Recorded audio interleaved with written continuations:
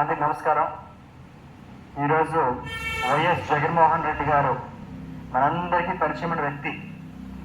ప్రతి ఒక్క విషయం గురించి కూడాను పేపర్ చూపించి ఇంత ఖర్చు అయింది, ఇన్ని ప్రూఫ్స్ ఉన్నాయి అని చెప్పినప్పటికి కూడా కొంత సోషల్ మీడియా అనేది అర్థం కాకో లేకపోతే జగన్మోహన్ రెడ్డి గారిని ఏదో మభ్య పెడదామనో లేకపోతే అతను చేసింది మోసమని నిరూపిద్దామనేమో కానీ కనీసం అంటే కనీసం ఎంక్వైరీ కమిషన్ వేయకుండా, ఎంక్వైరీ చేయకుండా ఏదైనా ఒక నీచంగా మాట్లాడడం అనేది పద్ధతి కాదు.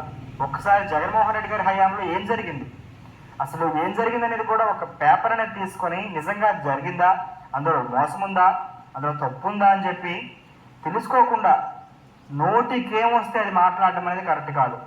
సోషల్ మీడియాలో ఒక సాధారణమైన వ్యక్తులుగా మనం అందరం కూడా తిట్టమైతే ఎంత తప్పో, ఒక వ్యక్తిని పాయింట్అవుట్ చేసి అమ్మల్ని అక్కల్ని యాడ్ చేసి తిట్టడం ఎంత తప్పో, ప్రూఫ్స్ లేకుండా కనీసం దానికి ఆధారం లేకుండా మనం మాట్లాడడం కూడా అంతే తప్పు.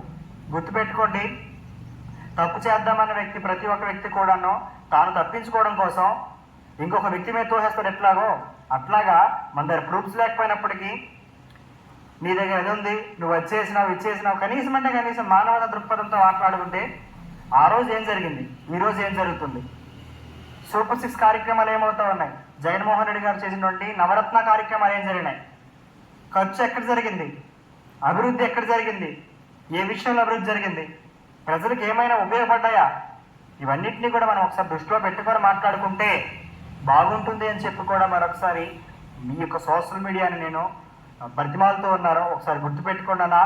మనం ఏదైనా చేసినటువంటి కార్యక్రమాలు ఏవైతే ఉన్నాయో, మనం ఇచ్చినటువంటి ఏవైతే హామీలు ఉన్నాయో నిర్వర్తించగలిగే దమ్ము ఎవరికైతే ఉంటుందో వాడే నిజమైన నాయకుడు అని చెప్పి కూడా మరొకసారి తెలియజేసుకుంటా ఉన్నాను. ఒక వేదికకి నోటికి వచ్చినట్టు మాట్లాడి కారు కూతలు కోసి దండం పెట్టి దిగిపోయే నాయకులు ఈ రోజుల్లో 95% జగన్మోహన్ రెడ్డి గారి హయాంలో జరిగినటువంటి కార్యక్రమాల గురించి మాట్లాడుకుంటే గూస్ బంప్స్ వస్తాయి.